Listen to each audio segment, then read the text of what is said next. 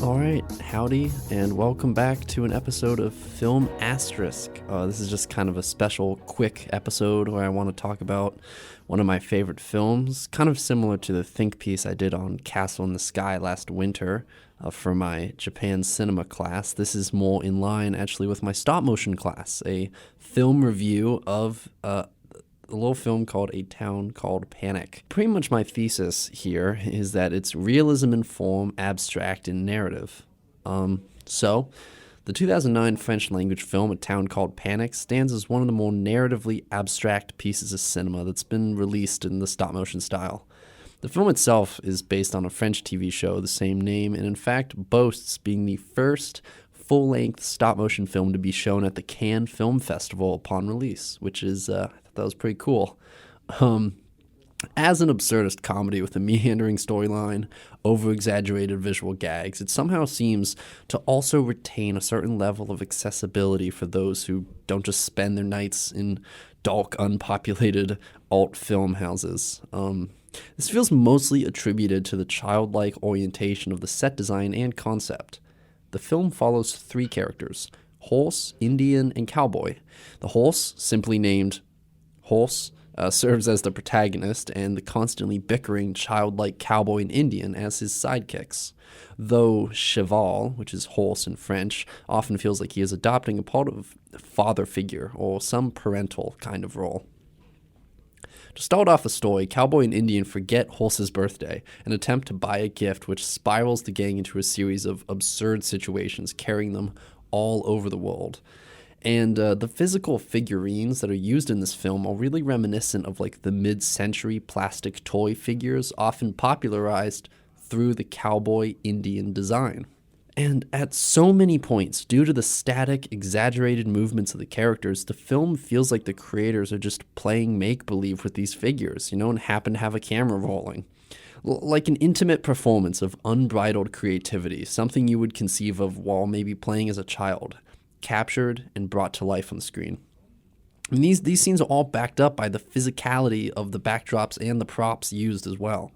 I mean, there's this tactile nature to everything you see in the film, things that feel like household objects and materials, from the stuffing used to represent fire extinguisher fluid, or the clay used for phones or desks and walls. I mean, these miniatures that make up the visual backgrounds of the film really work to create what often feels like the highest quality possible product of, I guess, an independent, almost slipshod production style. And this intention feels purposefully on display by the creators. And honestly, I think it's greatly appreciated by not only the filmmakers, but viewers as well. Another fascinating aspect of the film is its unrelenting pacing. I mean, it retains the attention of the viewer mostly by keeping the pace of the story so fast that the sheer amount of humorous moments and set changes are impressive and enthralling. A Town Called Panic is 75 minutes in runtime, and it doesn't waste a single minute of that. I mean, if it were any longer, perhaps closer to regular feature length, I think it would suffer from inconsistent pacing. I mean, what moments of quiet or silence that we all given are often needed reprieves. They're usually wedged in between just a mammoth amount of information given, not only for plot, but visual information hitting the viewer at any one time. Each location the three journey to is filled with just detailed set design and bright colors and distinctive lighting that create an impressive amount of spatial awareness for a stop-motion film. I mean, the music score that appears in scenes stands as like a unique yet eerily familiar real-life institute of the same purpose. With kind of this School of Rock-esque prep school hallway, that's what it reminds me of. The high ceilings, closed wooden doors, and fogged glass panes looking into traditional classrooms. And then you have the front office of the school, highlighted by having a centerpiece piano, which is pear-shaped and connecting into an infinity circle set of keys, which is completely surrounding Simon, the front desk clerk, who is smashing the keys, going round and round on his swivel chair. I mean, it's these insertions of absurd, tactile, and creative set pieces that create the unique aesthetic that A Town Called Panic invokes.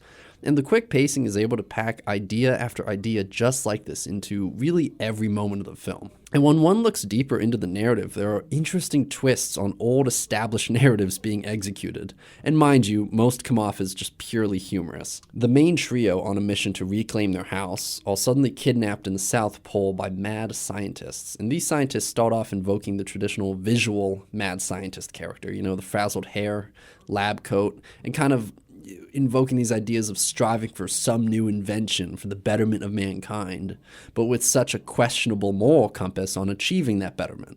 But instead, the scientists in a town called Panic are driving a giant mechanical penguin, which they use to throw giant snowballs at unsuspecting animals across the globe.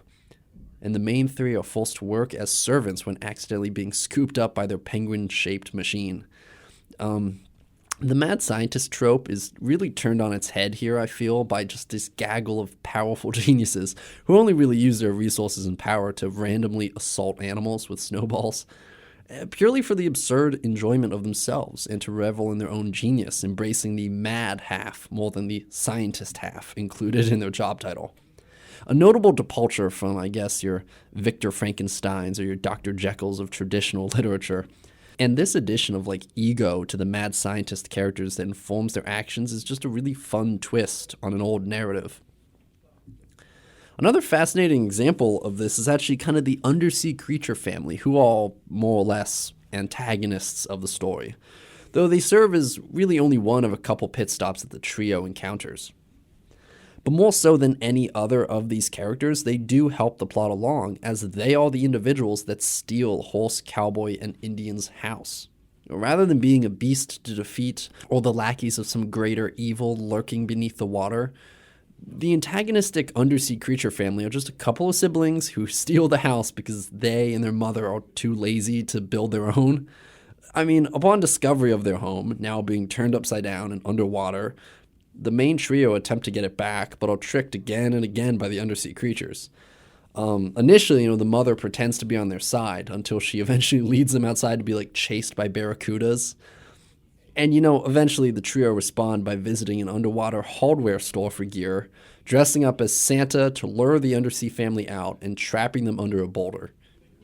Which, if you're so deep in this film, the abstract nature of the story is just coming through full force, where you're just wondering, where is any of this coming from? And yet, you're having these questions and you're still enjoying it so much. That's what I love about this movie. Within this scene, I feel like the film really explores this snide, arbitrary, and vindictive nature of the outside world, in not only the undersea creatures, but the mad scientists as well. It helps to create a comedic world where there's a nonsensical madness to everything outside. And often what we have to cling on to is this crazy, friendship of a horse, Indian, and cowboy, as well as the crush Horse has on Miss Longray, another local horse teaching at the music school. And, these scenes and others, like Horse's birthday party at the end of the film, feels like they get to the core of what this film is. Because overall, if I can sum it up, A Town Called Panic serves as a visually realist piece of stop motion, paired with an abstract story of a universe that is riddled with erroneous situations and three characters just trying their best to make it through. And I love that. This is one of my favorite animated movies of all time. And to finish off this review, if you can find it, watch it. It's a good time.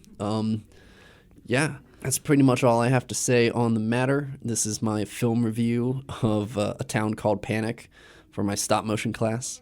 I'm not sure when this is coming out on the channel. This is a film asterisk, so it's a YouTube exclusive. I hope you enjoyed. I have a feeling this will be coming out somewhere near the holiday season. I don't know when, but at some point. But thank you for listening, and you'll probably be hearing from me next season. Happy holidays.